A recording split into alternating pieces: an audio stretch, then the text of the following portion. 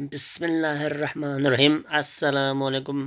جب آپ ڈیوٹی سے گھر آتا ہے تو اپنے بیگم کے لیے سلام کرے، السلام علیکم بیگم صاحبہ، کیا حال ہے؟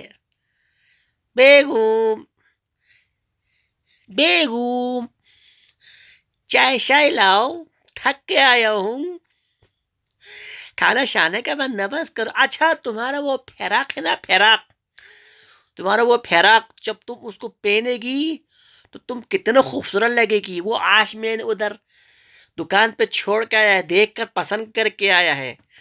میں نے دکاندار کو بتایا کہ یہ میرے بیگم کے لیے لے جانا ہے، یہ کسی کو نہیں دینا ہے۔ دیکھو میں نے موبائل میں تصویر نکال کر لایا ہے تمہارے لیے۔ کل تم کو اتوار کے دن چھٹی ہو جائے گی مجھے، اور تم کو گاڑی میں بٹھا کر لے جائے گی نا، تم کو دکھا کر تم کو لائے گا۔ اس نے 3,000 قیمت بتایا ہے مجھے، قیمت ہم انشاءاللہ 2,500 2,000 کلو تم کو لائے گا بیگم کے لیے۔